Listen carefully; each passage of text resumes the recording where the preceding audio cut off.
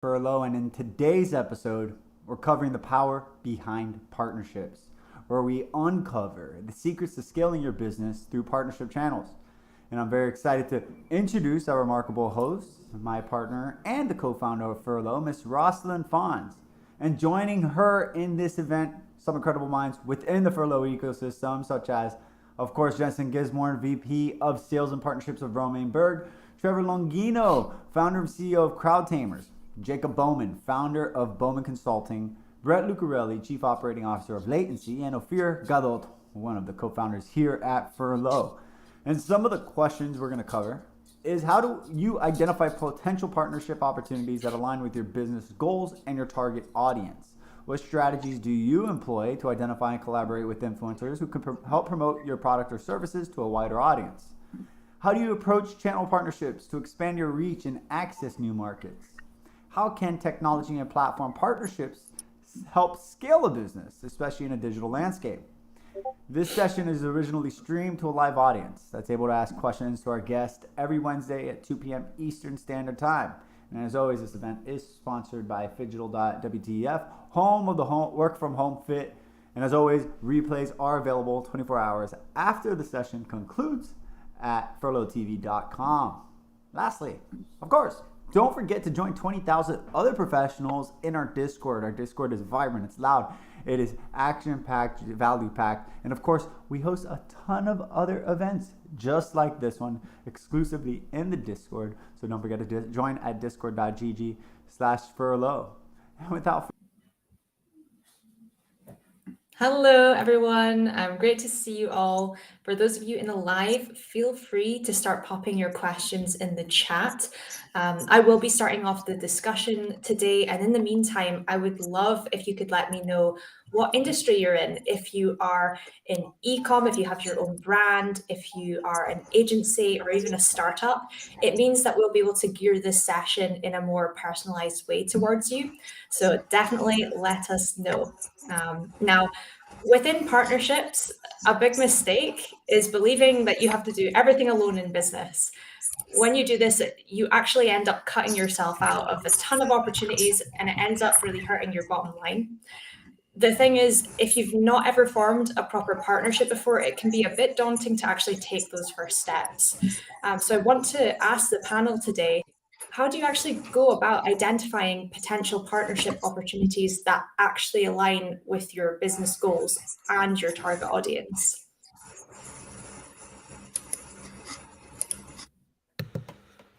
So stop being polite and take it. But Jensen, please. there you go. Yeah, no, I'll jump in on it. Honestly, one of the biggest things that I'm a huge proponent of, it's something that everyone should always be doing, is just reaching out to interesting people and letting them know they're interesting. A lot of people always go out and they're looking for the people who are going to do the most for them. But what ends up, you don't know. Like you don't know who the people who are going to do the most for you are. All you can do is go and identify interesting people in niches that are relevant to what you're doing and talk to them. Have a conversation with what they're going on with, what they're doing, what they're all about, and be interested in what they're interesting. It's amazing how quickly people open up to you when you're willing to do that. Amazing. So you. Oh, sorry, you first. I think when you are approaching just the idea of partnerships in general, there are three categories of partnership you can consider. There's an informal one. There's a person who might refer you on. There's a formal one with somebody who maybe has some kind of affiliate or partnership referral agreement. And then there's a platform level one where you say, hey, I'm not just working with a dude or a gal. I'm working with some marketplace with a lot of people. And then there's even more structured and formalized agreements. And as you're beginning, it can be easy to say, let me do the informal ones first, right? Let me do something like meet people on Lunch Club or through a Discord chat at, I don't know, Furlough or somewhere, and say, hey, can I find somebody there who's interesting to me, and begin a discussion. That's the low risk baby version. And you can ladder up with that as you start to see the benefits that come to you from running partnerships and having other people's networks help you grow your business. Yeah, and I want to add 2 points on this. So I think every channel of growth you have paid or organic, can become a partnership channel. At least this is my approach. So if I'm just giving you a few examples, if I want to sell on Amazon, I can bring a team, I can start a store on Amazon, I can get everything in place, or I can go to someone who is a really good merchant on Amazon and let's have share on this. So there's a lot of ways to approach it. I'm just saying everywhere there is value, there's partners you can build and partnerships you can establish. I love that. Do you have anything to add to that, Jacob? Yeah, kind of picking up what everyone has kind of put down. I think my approach to partnerships is looking at it from a selfless perspective instead of a selfish perspective. I think any partnership you go into, if you're looking at it in terms of what is in it, what is in it for me, how am I going to benefit? How am I going to be able to make money off of this? You really lose out on the value aspect, and you really lose out on your potential partner's capabilities and what they're able to do for you. And you lose out on a lot of potential there. So I think looking at it from a selfless perspective and approaching it that way is very important. Oh, I totally agree. If there's not something in it for both parties, then usually the other person won't agree. You'd think anyway. And I will say I do think there's a big difference between a sort of casual partnership, like I'll scratch my back if you scratch. Is that the phrase? I'll scratch your back if you scratch mine. That's the one. But if you actually go into like a proper partnership where there's contracts, I think things have to be a lot more set out. There has to be a lot more planning, a lot more negotiating. And so I'm wondering, what's the best way to go about that to make sure that both parties actually benefit? So I think if you're building not just a, hey, let's share leads sort of arrangement, but rather you're saying, let's do a contracted partnership. There are, in my experience, a couple different levels of work that your partnership partner might provide. One is just an intro, right? Hey, I know a dude. That the value of it is middling, right? You might say, hey, I'll give you 5 or 10% of the contract that closes because you made the intro, but then you just went, I'm done, kiss off, right? They're not a huge value what you've added. If you're the sale in, if you're the person who's repping me and working and saying, I am gonna kick down doors and get you in this company because I know you're going to make a difference, right? You give that guy a bigger chunk of the revenue, or that gal, I shouldn't be gendered, a bigger chunk of the revenue to say, hey, you made this deal happen when I couldn't have done it. Then you pay more, right? And finally, you can reach a point. I've got somebody right now who, for my agency, wants to do cold email on pure commission. Fine, okay. But if it works, then eventually at some point I'm going to say, great, this is enough of a partnership where I want to say, you're doing this for however many hours a week and you're earning me this much money. Let me bring you in, right? Work for me. Be either a full-time contractor or an employee, and then your commission drops, but your base is then set, right? That's another way to set this in place. When you're negotiating it, like the first time I read this is Arvid Kahl, writer of The Bootstrapped Entrepreneur and Zero to Sold. Give, ask. Right. Mm-hmm. So when you're working on a partnership that's not contractual, give as much as you can before you ask for anything in return. Once there's a contract in place, man, hey, there's rules now, right? I don't have to be leading with value. The value was we signed something. But until then, you're working on building faith and building trust. So start there, and then your negotiation gets better. If your partnership is, let's lead share, and I bring you 3 leads before we sign anything, I'm going to get a pretty good deal from you now because you go, oh, Trevor's serious, right? So lead with that value before you worry too much about some of the contract stuff. I think you will have an easier time getting a deal that you feel is more applicable for your interest too. I like that. So let's just say you're in the position where you're in the giving space and there's not any sort of a written contract. How do you know when the right time to ask is? Because, it can be interpreted differently. Once I've delivered a clear piece of value or a few, right? Like the tangible, not, hey, I guest posted for you, or hey, I came and spoke on your roundtable. Once I've done something that is more concrete, that's when you start to say, okay, I've delivered some value here. You can see I can bring you value. I would like to see the return, right? I've given you something that's more useful than just blah. You've made X $1,000 now. Hey, how do we make sure that we're scratching each other's back? One hand washes the other, whatever visual analogy you want, right? I've led now with enough value where I think it's fair to ask for something back. I actually, just to jump in there, I do this exercise with a lot of people, especially after I've done a meet and greet, where it's very similar to almost like playing chess against yourself. One of the best things you can do, and one of the greatest networking skills a person can cultivate, is understanding the value of another person very, very quickly. Having a conversation with them, sitting down and understanding what it is that they see as their own value that they're bringing to the table as fast as possible.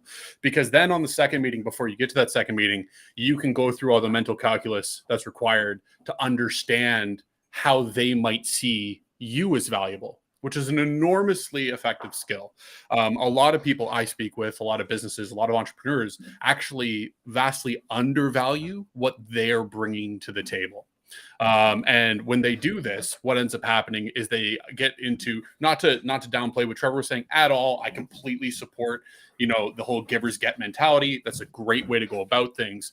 But there's a break-even point that sometimes people will miss because they're undervaluing what they're bringing to the table. So I say with networking, a skill that goes often overlooked is the ability to evaluate the person you're speaking with and determine their value almost like in a vacuum.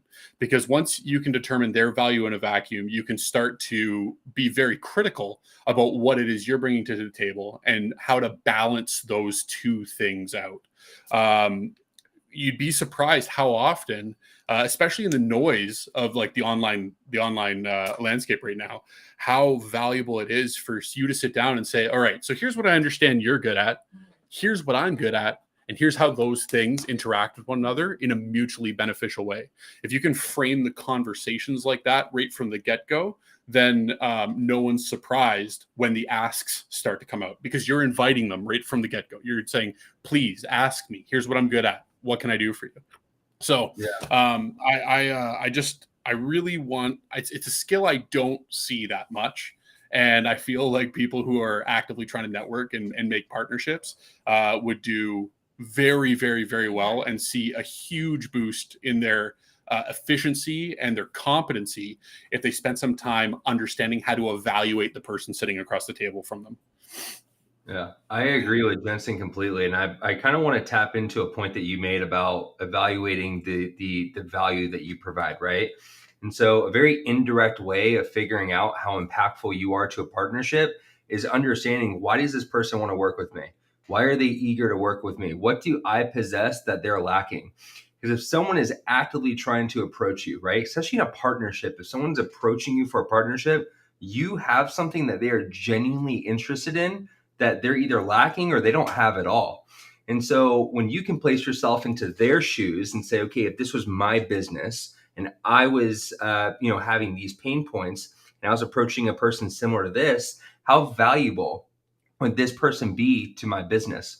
And once you can figure out how much of a need you actually are to them, you can really, really, really start to scale that partnership to heights that you've never even thought of before. Because again, you're thinking to yourself, okay, if I'm really good at X, Y, Z over here, and they have none of it, and I can make a huge impact to their audience, their revenue, their business, whatever aspect it is, this can be game changer for them, right? And now I have actual skin in the game with this partnership, and they're going to be able to value me even more. And then that's going to actually indirectly make me think about, what do I want to ask back from them? Because I want to ask for something just as equally as valuable. And so in a partnership, if your level, if your level of need is up here, and you're valuing yourself down here, the ask for what they want from you is going to be of significantly lesser value. So it's really, really, really important that you understand what you're actually bringing to the table. I love those points, and I want to add two more. more specific pointers on this. So think about two different lines. You have the negotiation line and you have the value line, right? And every deal, every partnership, there is certain value that is being created from the partnership, right?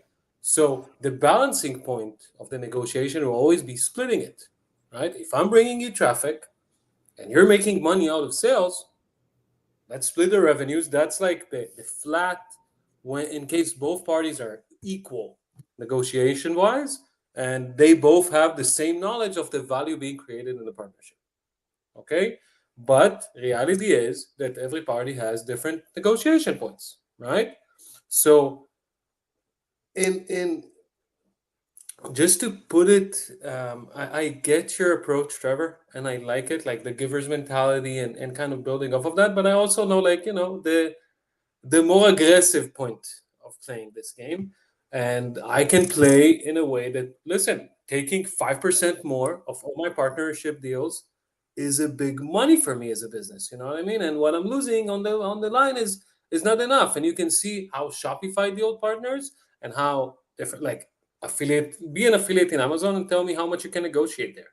You cannot, right? So it's like you have to understand that and where and whom you're negotiating with, plus what's the value provided. From that point, one little rule of thumb that I'll give everyone: everybody needs traffic. Everybody wants to sell shit, but everybody needs traffic. So if you have a lot of traffic and you can drive business, you are in the stronger negotiation point 99.9% of the times. Yeah, I think that does So- bring up the. Sorry, go ahead, Jensen. Okay, I think that does bring up the point that, like, we've been discussing a lot the last few minutes. We've been using the pronoun he or she to talk about the partner, right? A one-on-one, where there's more room for fluidity. When you're doing a platform level partnership, when you're saying, hey, I want to find somebody who's got a YouTube channel with 200,000 subscribers that I care about, right? That person is now sitting at a different level of power than I have, and even yet more still is Shopify or Amazon, where they have millions and millions and millions of transactions I want a piece of. In those cases, you have less chance to be flexible about this. But I did see, and Humanshu asked the question. I want to drop this in. We've been talking about partnerships on a human basis, right? Humanshu asks, if you have a SaaS product, there we go. How can I scale it with partnership channels? Is paid or free? So I will give the relevant background that I have, and then y'all can drop into. I'm actually wearing their shirt today by happenstance. Unito, the last company I was CMO for, as opposed to working for myself, remains a tool to synchronize different task management software together, like Asana, Trello, Jira, all these. Well, growing there it's a very complex technical product. It's very hard to validate people for. And what we found was getting in the marketplaces of all of the apps we connect went really, really well. And then we found, due to how Unito works, Unito connects one app to any other app in our chain.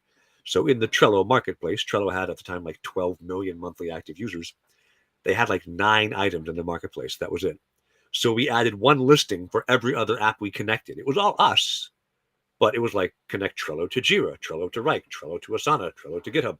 So we were literally half of their directory. And because we were half of their entire marketplace, we ended up getting, under NDA, I'm sure I can't say how much, but like 40% of our traffic every month was coming from there, until they were like, guys, seriously, stop. Like, you can't keep adding new listings here, right? So it was free except for dev time. So you find somebody who has that traffic, that reach, that scale, and you say, how can I use this as a partnership? An open marketplace agreement is great. How do I take advantage of that, where they set up a rule? Maybe there's some edge I can find that will work better for me to get more traffic, to get more revenue out. And so for Unito, I think at least 6 of their enterprise clients, really big, like 5 or 6 figure deals, came from the free plugin on Trello, because people wanted to be able to use Trello plus something, and away they went. So don't just think of the immediate short-term value of this traffic. You also want to think of, if I'm playing with one of these big partners, I get a halo effect, right? Oh, I'm legit enough to be in this marketplace, and all the people who are using that Some of them might be really big contracts. So evaluate, is it worth my while to spend dev time or whatever time to get in there? You can do well even with free partnerships if it is either rev share or just straight traffic referral. So just to jump on the back of that, the halo effect thing, there's again, this is a value of yourself comment. When you're going to those platform level partnerships, they actually understand better than small businesses that there are hard costs to everything. So when you go to these platforms, actually, a lot of people talk about find someone who's going to expose your product to the most number of people, give it away to them for free. I've heard Joe say that. I've heard lots of different people say that over time. It's a way to get a ton of exposure really, really quickly. With those big platform level partnerships, going to them and saying, all I need for you to do is cover the hard costs of my product indefinitely. You find the person, the biggest platform who's going to benefit the most from your SaaS product. And you say, listen, I'm just going to pass my hard costs through to you. In their mind, that's the same as you doing it for free. They will look at that and go like, perfect. Because I guarantee if it's a SaaS product, your margins are probably amazing, which means your hard costs are very low. And you're being honest. You're approaching the table with a level of transparency with these guys, and you're saying, what I'm looking to get back from you is the exposure of you using my product. That's an amazing way to get those first couple steps in without putting you in a financially vulnerable position. As long as you're transparent and honest about your hard costs, they're covered by this partnership. But that recipient is now, gaining the benefit because you've identified them as being someone who's going to gain the most benefit from using your product. So in the SaaS thing specifically, that would probably be my recommendation on how to get like the maximum amount of exposure very, very quickly. Don't put yourself in a financially vulnerable position when you're establishing partnerships with large players just for the sake of exposure, because it will sink you. They'll love you for it. They'll tell everyone about you. But now you're in a situation where if you don't do the sales to make up for the hard costs of servicing this very big client, you're giving away things for free. You're done. You've killed your company. And large clients like that, when you go to them with a partnership deal and you say, no, you have to cover my hard costs, that's their expectation anyways. So yeah, you still have to lean a little bit on your ability to have a functional conversation, present the benefits of the product, explain to them why it's going to benefit them.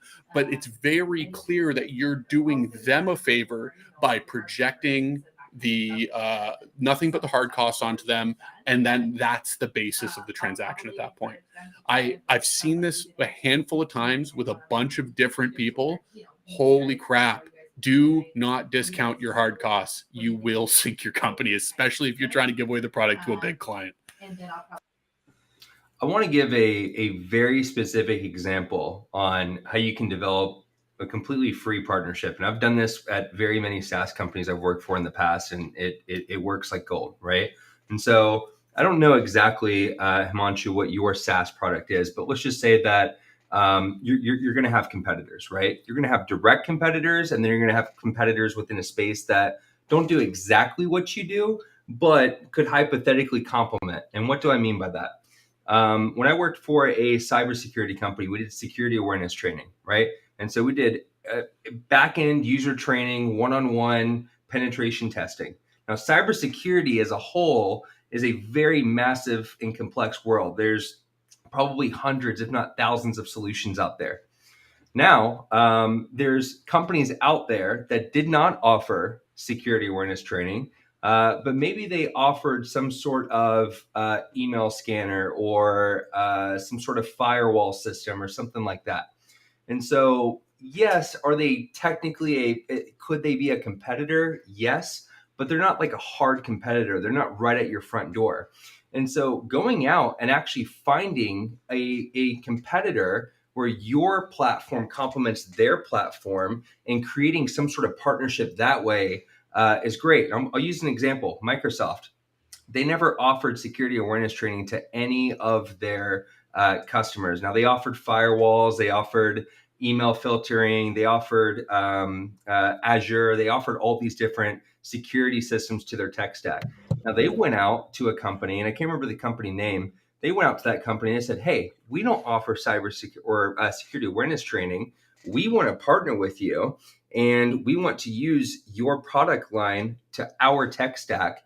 And for every single subscription that we sell, you can get a certain amount for it, and vice versa. For your customers, we want to allow to market some of our products and our tech stack to them, and you can get a residual income off of that. And so if you can find a very reliable partner, which again, it's competitors, so you have to be careful. If you can find a very reliable partner where your software complements theirs and create some sort of partnership, and it's good for, most importantly, the end user, but it's good for both of you as well. It's a very cost-effective, almost no cost at all partnership where you can somehow incorporate your two platforms in with each other and really make an impact there. That's true at the agency level too, right? On some of the better partnerships I have with my agency these days, one of them is a cold email company. And like what my agency does, we help you figure out persona and audience and go to market and nail all that. And if you're a cold email agency, you're not hitting your numbers because the client's positioning is wrong. Being able to bring in somebody who says, hey, let's fix your positioning, then your cold email will work, right? Like this ends up being, you're like, oh, you're both marketing agencies, you're competition. I don't do cold email. They don't do performance marketing. So we have an alignment where we can work together. I'll refer business their way, they'll refer it mine, just like the Microsoft deal you were talking about. I love those types of partnerships, I'm not going to lie. We do have a couple more questions to get through. I know Himanshu has another one, and we do have one from Discord as well. But the first one we've got is, what are your thoughts on pricing plans? Does it have an impact on the scalability of a business, especially when the product is very small? No, I think it does not. That's it? Just one sentence? I've seen companies grow with pricing lists and without. That's a fact. So, I mean, it could be a con if the pricing is off. Yes, it could be a pro when the pricing is really good and explained well and the page is good. But I mean, no, it doesn't matter. You can bring shitloads of business without a pricing page as well. I'm going to have to disagree with Ophir. I think it does matter depending on what the costs of your solution are, right? Because I've worked with SaaS companies where they can have unlimited users because it's very low cost for them. They can sell at a one price stop, and maybe they don't actually want to a la carte certain features on their platform because some features are more expensive to have users on than the other. And then some platforms are very a la carte oriented, where you have to pay per user and per feature and unlock certain pieces of the platform itself. So if it's a very complex platform, it integrates with a lot of different other softwares in your tech stack that you work with. If it's very expensive to host or have people on, I think, yes, I would probably shy away from from just an exact pricing plan. Now, to Ophir's point, you will have a certain pricing model per user on your platform.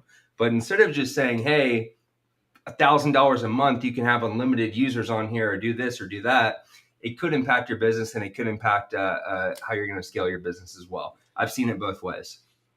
I do think at Himanshu's size, I'm going to suppose it's not a very large company, right? You want a simple pricing, because administering it and closing those deals is tremendously complicated. Even, again, pull back to agency scale here, right? I used to charge a monthly fee. Most agencies charge a monthly fee. Sales for me have been tremendously better ever since I've said, you know what? Away with the monthly fee. I'm sick of monthly fee and tracking hours. I charge you once. And the client can then be like, so you're guaranteeing a result and you're charging me once. I can immediately project what this is going to cost. This is a way simpler discussion. And that, on the SaaS side as well, right? Easy is to charge per seat because that's the simplest way to beat her. When you build more complex things, you need a more complex machine to administer it. You need higher pain from the client to put up with the BS of whatever your pricing plan is. So I'd start with something simple because it's hard to screw up simple. Almost every startup I talk to 10 founders a week. I'm part of a bunch of accelerators. double your prices. Like I could just start every call with that, and I would probably be right, because founders always undervalue, as Jensen was saying, right? We always undervalue our side of the equation. You can all double your prices, and they'll probably have a better margin to survive things like, oops, I didn't count my hard cost in. But I think if you're building at a fundamentally, you haven't totally screwed up your pricing, simple pricing, small pricing shouldn't affect your scalability. If you've screwed it up, then it will. But then the problem wasn't the pricing. The problem was your business model was bad. So I'm going to jump in with from a third side here. I think that there's a couple different things that need to be considered when you're pricing out any kind of monthly service that's serving businesses. So there is the competitive landscape, your hard costs, and the novelty of the product. And I feel like a lot of people overestimate the value of the novelty of their product and underestimate the value of the competitive landscape. So there's a couple things. Competitive landscape doesn't always, it's not always negative to you either. Understanding what the normal margins are of your competitors is enormously effective.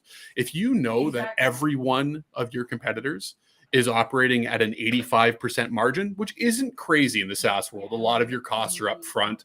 Maintenance costs are very low. And you come in with an offer and your business model allows you to operate at a 70% margin. That's a huge competitive advantage for you. But also know that if you truly do have a novel product, it's solving a problem in a way no one else is solving, then you can maintain those very high margin premiums and you can justify them.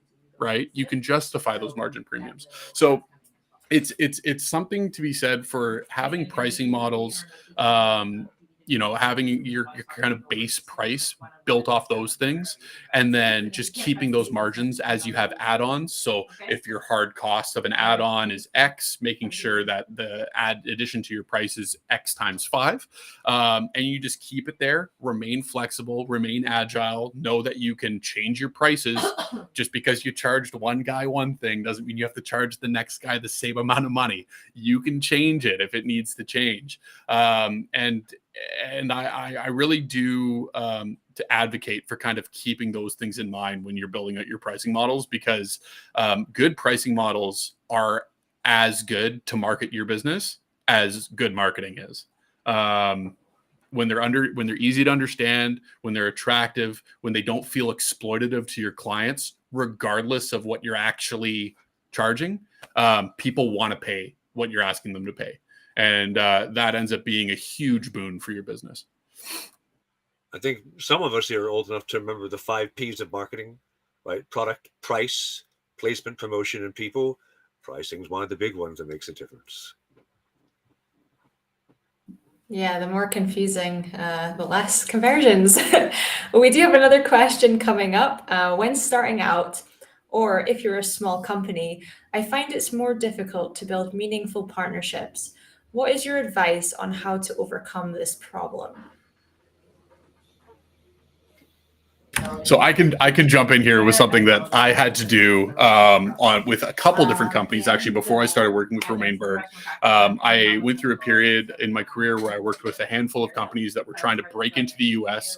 One that I had a great time with was a neon signage supplier called Kings of Neon. And in my time with them, this was an unknown brand in the US, and when I was leading their US operations, we brokered deals between Kings of Neon and the NFL Draft, Andretti Autosports, Hulu, Live Nation. Like these are big names. And honestly, it was funny that all that was really required was carpet bombing every single person involved with that organization with messages until someone responded to you. And then once you get them on a call face to face, just going, hey, this is what we are, this is what we do, and this is how we can help you. We're willing to go above and beyond to make this work. And I think we're going to make the process the best for you. I would always talk about the process, because just anyone can say, I've got the best product, I've got the lowest price. But a lot of the times when you're trying to break through to these larger partners, they actually don't care about those things, right? As long as your product is in the top 25% of quality, and as long as your price is affordable, That's good. You've ticked those boxes. The thing that you really need to communicate as a small business, as a startup, is that there's not going to be any friction in the process. If you can convince them that they won't have to chase you for things, that your communication will be open, honest, and simple, that your deadlines will all be met that you set out, that's the thing they want to pay for. They want to pay for removing headaches from their process. So when you get into a room, when you're having those conversations, when you're doing your mass outreach, really, really drive down as a new business that you're focused on delivering on deadlines and removing friction from their processes. They're much more likely to want to have that conversation with you than if you were just having a price or quality message.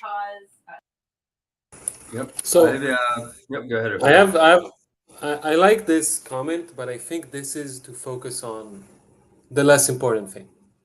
And the most important thing for a new business and the biggest challenge in partnership is trust, right? Because nobody knows you. Nobody knows you. Nobody cares about you. Nobody want to push you, right? So this is the biggest challenge, right? How am I building that authority and trust? So one way, obviously, is being super nice and accommodating and making that partnership flows frictionless for them. Yes, but this doesn't solve the problem of why should I, that they have as partners, saying, why? I have your competitors, I know them, I trust them, I know they will pay on time. So to resolve that, you need your negotiation. And again, it comes back to the basics. Your negotiation power just dropped. This means you want to go post-payment? This time, I think you want to consider prepayment. You want to do 12 months commission? This time, consider 24 months or maybe even lifetime. You want to give a certain tracking solution to your partners? Okay, this time give them API integration. Show them for 100% transparency. Give them dedicated manager-to-manager relationship. But this is something you need to resolve, and until you have trust in your brand, in your partnership department, you're not going to get real partnerships going. You can go around and hit up as many people as you want, but getting this trust issue is the key. So to get that is you want to get those first partners, and you're going to need to overpay in the beginning. Just have to. So embrace the fact that you're going to overpay and go with it all in. Yep. I agree completely with Ophir. I think in the beginning stages of partnerships, you're always going to overpay. And I think there's two things to watch out for. One, just because you're a small fish in the ocean, you don't have to go after these whale companies for partnerships, right?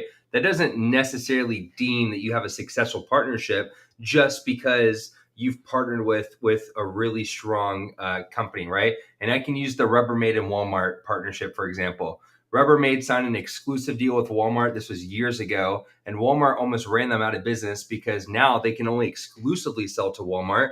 And Walmart was going back to Rubbermaid and driving the price down so much to where they couldn't even become profitable and almost put Rubbermaid out of business, right? So just because they got with a very large whale company actually wasn't good for them.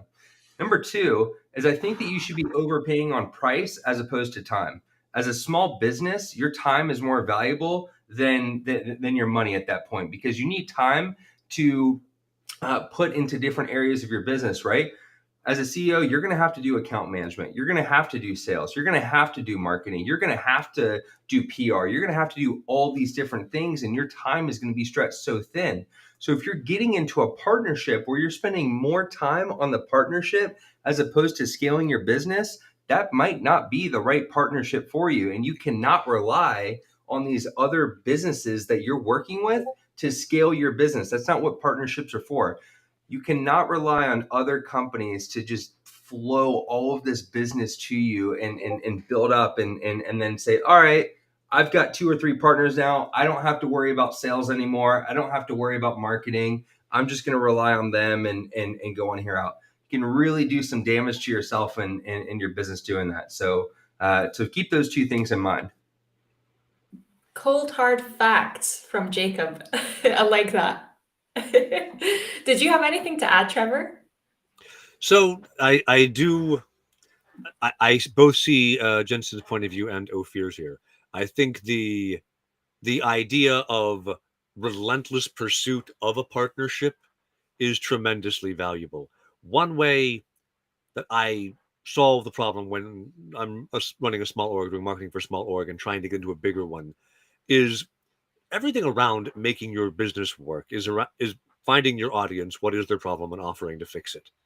For your clients, it is also true for your partners. And if you are the only solution for thing, and you define this thing as narrowly as you can, because you, at the stage of anybody listening to this live stream, you cannot have too small an audience. You cannot. One of my best, brief sidebar, one of my favorite stories of an entrepreneur, somebody who is a real estate investor who only invests in downtown Manhattan, which represents 2/1000ths of the world's surface. And then she only rents to an extremely tiny subset of people. She takes apartments, they're like 4 or 5 bedroom apartments. She knocks down all the walls and then rebuilds little 250 square foot studios with high speed internet and soundproof walls. Why? Because what she's doing is she's renting out rooms to OnlyFans girls. She only has like 4 or 5 properties with a couple of rooms in each. She's clearing $2 million a year renting She's found her studios. niche. She's on her niche. Any of us would love, and her profit margins are ludicrous on her $2 million a year. Any of us would love to clear $1.5 million a year right now. Okay, I guarantee none of us are doing that right now. So it's 2/1000th of the world's surface, and then the tiniest niche of people on that surface clearing $2 million a year. Right? You cannot have too small a niche. So when you go to anybody in the partnership space, you're not saying, "Hey, we're doing productivity apps for people." Screw that. You are the world's best to-do list management for unemployed mothers who have to manage their kids' chores, whatever, right? Now it's specific enough where they say, oh, we would love to have that demo be part of what we do. So what's the trust you've built is we are very good at this tiny thing that you would like to have be part of what you're doing, so you will associate with us. Then when you find the people who want to work with your little tiny niche, you work like hell to get those people in the room with you. If you are passionate about the thing you are building and you have the audience there, then they are interested. Wow, I do love that story. That is a really good example. So you don't necessarily need to go broad to make a lot of money. We do Don't have a go broad. question from, yeah. We do have a question from Eric. When you engage in partnerships, what is your opinion on exclusivity deals? Is this something that you should take advantage of? I may have some opinions. Oh, please share. Just used the Rubbermaid and Walmart deal. They did exclusivity. They almost got ran out of business. Anyone can do that to you. If you are exclusively tied to only partnering with that company, you are selling yourself short. Like, imagine if, for example, let's take it out of the world of business. Let's say I could only exclusively be friends with people in this panel. Let's say that one of the people, we start having issues over time. There's no way that I can do anything with that. I have to absolutely stick with them. So when Trevor's sitting here beating the Manhattan real estate into me and I don't want to hear it anymore, I have no choice. I have no choice. I can't go anywhere. I don't like exclusivity. But what you say who they thought Google was a search engine on Safari. Do they lose from this? Trust me, they don't. So I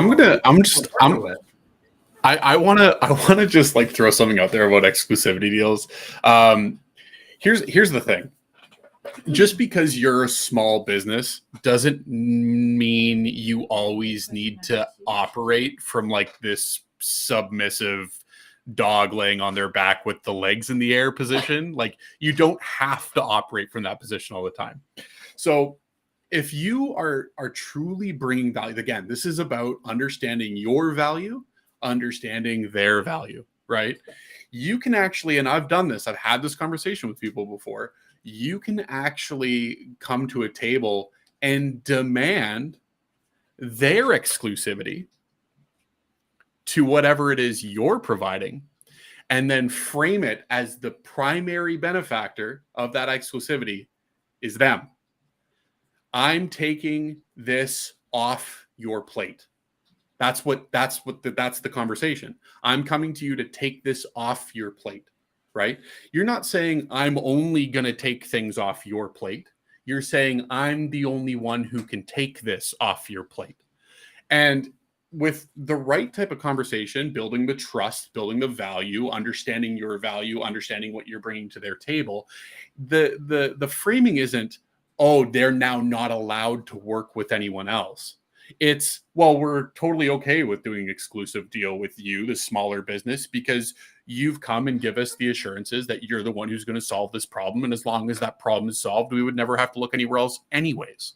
So there's no harm in actually leveraging exclusive deals that are one-sided for your benefit as the smaller fish, right? In fact, some larger companies might completely understand, and on the back of being reasonable and again, understanding people's value, understanding what you're getting out of it, being transparent about what they're getting out of it, they're going to go, oh, okay.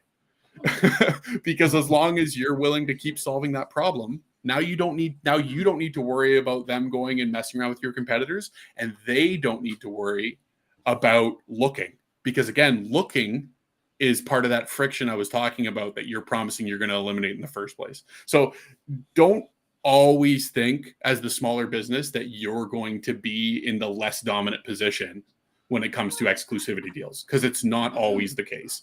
You can force that upper hand if you're confident with your offering, but rarely on first meet. Like this is, you've rarely worked with them I agree. They're one, like one of my buddies runs an agency that is how do I not get him in trouble? He is the preferred solutions architect for a very big enterprise platform, and he's got a little like 6-person company. But whenever they have like Intel walk into the room to use their tech, they say, "Great, this dude is going to build your solution for you." And I mean, it's the company he's working with has maybe 500 employees, right? But he worked with them for a year, and every time they shopped a job his way, it went well. And every time it went anywhere else, they screwed it up and had to bring it to him anyway. And when you've done that for a year, then they're not going to shop around anymore. They're going to go, we're going to go to you because you won't screw it up. And when Intel comes in the room, you don't want to screw it up for Intel. And at that point, you go to that client and say, listen, this is what's happened over the last year. Here's our case study of working together. I'm willing to give you a slightly better price. I'm willing to knock 5% off my prices if you sign an exclusivity deal for me. So I just know I'm getting all your business. They're going to go, that's a no-brainer. Now that's a whole client you don't need to worry about anymore. Yes. As long as you keep performing at the level you've been performing at, they're happy with you. And it's going to actually insulate you from those large organizations when they have internal churn. You have new people moving into new positions.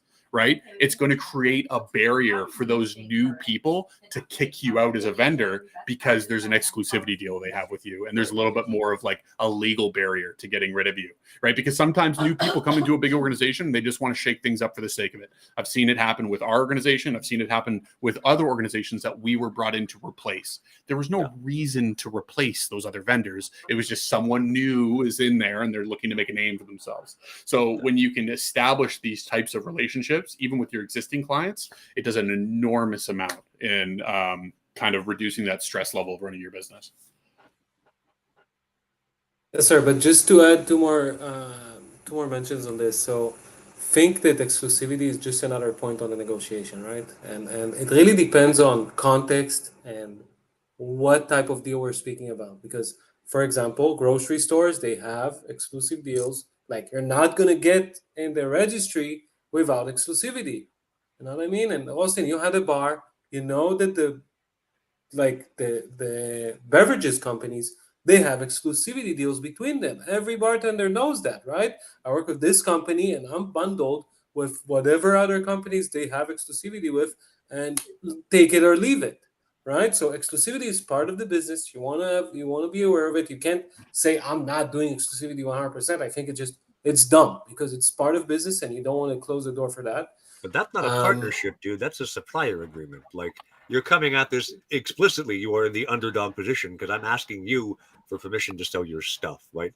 I think in a partnership, don't come in accepting exclusivity. If you build up the trust, okay. A supplier agreement, I'm doing exclusivity because I need gin, I need whiskey, I need beer, I need whatever else a bar has. I don't know. I'm not fun enough to go out to bars. But like then I want to buy at one place and they can demand I do it with them. Fine, okay. In a partnership, I would very much steer away from there until you know the arrangement and you have evaluated it is worth it after you've worked with this partner. So I agree with you. Although in digital placements, like for example, if I want to be featured first in my category, this is very similar to exclusivity, and that comes with a premium. You know what I mean? Like if I want to be featured in Vogue #1 for whatever product line I want to push, I need to pay that premium. This is the exclusivity price. This is the tag, and I need to go with it. So I'm not saying it's a must. It's a not must. Obviously, it has different shapes and forms. I personally like partners of exclusivity because I think they have skin in the game. I mean, I think they're really locked in. When I have a partner of exclusivity, it's not like, yeah, show me your affiliate link or whatever. They're locked in. They know this is their channel. This is how they like. They're committed. They have people in place. So there's a lot that come with exclusivity deals, and they know, like, listen, I'm not just another brand out of your evolving door, or another supplier out of your evolving door, and we're building something together. So there's a lot that comes with it. I'm personally a big fan of exclusivity deals, and I price it specifically.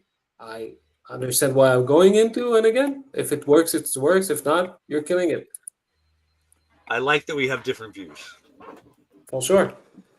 A friendly debate is always good. I think with exclusivity, it's really important that everybody has the same sort of ethos and moral values, because I imagine if you don't, then that can lead to some pitfalls for either one of the party. We do have one more question for today. This is from Arianj. In what ways can partnerships and affiliations help to build brand awareness, enhance credibility and reputation, and drive business growth for a branding agency and its clients? Oh, there's two questions. And what metrics should be used to evaluate the success of these efforts over time?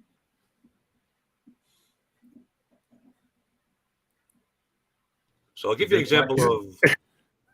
I'll give you an I was example. just saying, is there a way that we can keep that question up on the screen for a little longer? I mean, it's on our sidebar. Scroll in the chat. I'm scrolling.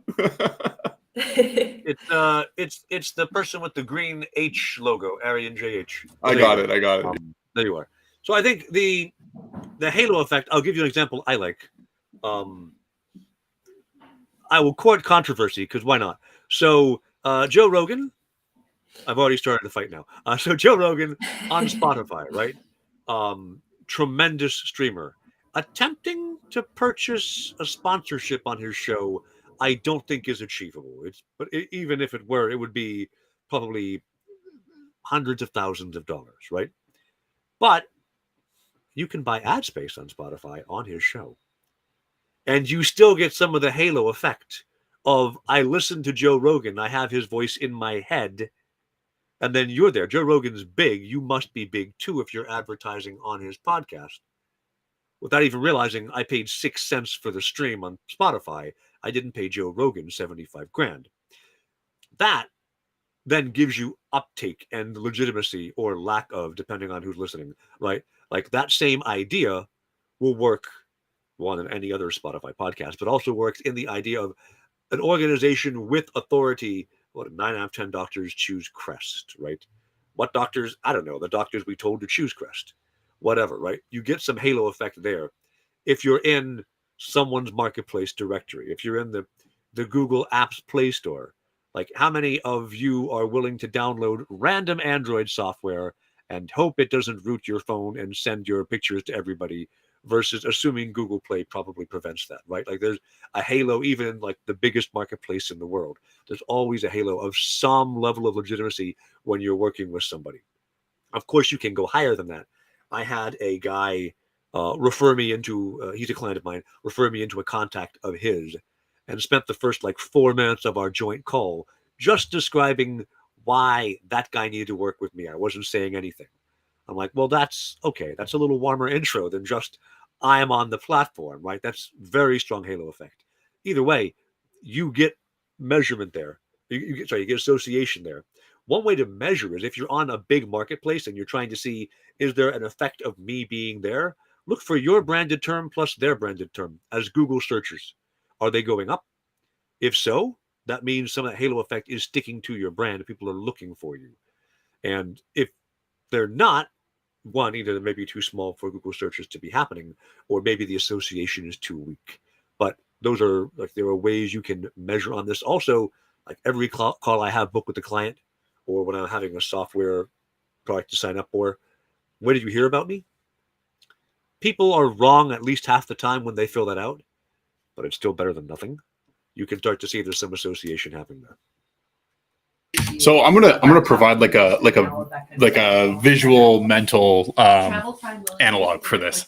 So there's two ways to look at associations between your business and other businesses. Either they had to travel through that business's box to get to yours, or they had to travel through your business's box to get to theirs. One or the other. So did they have to go through your portal to get to, I'm just going to say Amazon because it's the big one, but did they have to go through your portal to get to Amazon? Did they have to go through Amazon's portal to get to you? Either of those things, you're going to get that halo effect that Trevor's talking about because you're thinking about the one thing while interacting with the other. Okay. Now, as far as I think that's the easy part of this question, I think the part of the question with a little bit more nuance is that how do we attribute the value of a partnership like this? Like, what do we do in order to go, this was worth it? And I'm going to really pull back to what I said earlier about making sure your hard costs are covered because this is very much ties in with that. And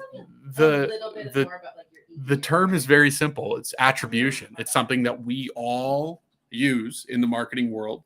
And it has to do with how full is my pipeline as a result of this partnership? And would it be full otherwise?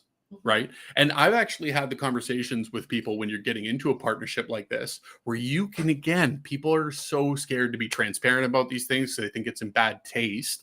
But when you're dealing with a larger partner, transparency is everything. So if you go to a platform level partner and you say, listen, I'm delivering you, I'm going to go back to Himanshu's SaaS company. I'm delivering you my SaaS product. I think it's perfect for you. I'm going to pass it on to you at hard costs. This is my expectation of what I'm getting out of it. Right. And getting the halo effect off your business and my pipeline.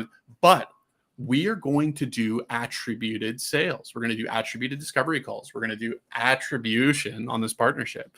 And if we don't meet the number of calls in my calendar, I can't afford to keep giving you this product at this reduced price, right? And it's not in poor taste to tell a large organization something like that. In fact, it's how they prefer to operate. Right? They prefer to operate on something where everyone is coming to the table with terms. And when you are able to come to the table with those terms, you're far more likely to get in the door, land the partnership, and maintain it successfully. Because now there's a metric that they have to maintain to make sure they keep getting the thing that you're giving them that they now value. So that's when you get into things like, I don't know if anyone's ever dealt with a client where they talk about things like co-op marketing dollars. Hey, giant corporation I have a partnership with. My pipeline's getting light on the back of attribution of me giving you this product. Are you willing to alter the terms of our deal so you can continue getting this great deal I've been giving you? And if the deal's good enough and they love the product, of course they're going to do that because you, at the start of the relationship, created terms that benefit both parties properly. So I really, really, really want to drive down to the way to determine the value of a partnership at the end of the day is going to be a sales metric, and being transparent about that with your partner is going to benefit you in the long run. Don't be timid because you think you're giving them a great deal and you need to be, the blushing bride here. Like come to the table selling your business and go to bat for your organization 100% of the time. I love that. I think that actually brings us really nicely into closing thoughts. So we do have 1 minute left of the stream. I would love to go around the room and hear your closing thoughts about partnerships, whether that's how you think it's going to be in the future or even just a quick tip that everybody can use. So I guess we'll start with Trevor. Put you on the spot. Put me on the spot. All right, a quick tip. Luck accrues to those of us who take multiple turns at bat, right? Serendipity is the primary driver of luck. And the more opportunity you have to discover a partnership, the more chances you will have to have a good partnership. So you're CEO, you're a marketer, you're whatever, you have 500 things to do right now. Finding time for something that is maybe not your immediate top of mind need, like a partnership, feels like it's the right choice. It may be, but if you don't try every month, get 5 people who you talk to who might be a partner, or 5 orgs you can talk to that might be partners, you're never going to find the opportunity that really does make a difference for you. Keep getting up to the plate. Keep going to bat. You will find something that delivers you value. I love it. Jacob, you're up next. Listen, I said it before. I'm just going to bring in the same type of advice I gave. I want to put more emphasis on it. As an early company, again, sacrifice money over time. Your time is very valuable. It's very thin. It's going to be spread across multiple areas. So when it comes to a partnership, again, sacrifice money over time, always. Love it. Love it. From me, I just want to stress when we're dropping off how big partnership channels are, how important they are, how much value comes out of them, and how often businesses and brands just they opt into different channels, sales, and then Google ads and whatever. But partnership, believe it or not, we're responsible for 20% all the way to 50% of majority of brands out there. So go in for partnerships, do the efforts that's needed. It's worth it. Nice. And last but certainly not least, we have Jensen. Well, I appreciate you give me the last word, Roz. That's really kind of I you. do. So I honestly, I would just say this is what I started with, and this is what I'm going to finish with. If you're looking to expand your network and you're looking to find out where those good partnerships are, it's as easy as just going on LinkedIn and messaging interesting people. Like, you don't know before you speak with someone what their value is to you. So get out there. I'm actually going to give everyone listen to this. This is the DM. Here, send this DM to people. Hey, I really like what you got going on. I'd love to take 15 minutes and get to know you better. It's not a sales call, LOL. Just send that. Send that to 100 people a day. You'll get tons of people who want to talk to you, and you have no idea where the biggest opportunities could come out of. And that's it. That's what I got. I love it. Well, thank you all so much for coming. No matter what platform you're watching us from, don't forget to like and subscribe to the YouTube, and make sure, if you're not already following us on LinkedIn, go and give us a follow. Our next event will actually be an agency training all about growth hacking, and we will have this replay available tomorrow. So in around 24 hours time, if you missed some of the stream, you can actually catch up and watch it back. So thank you all so much, and I shall see you guys on Discord.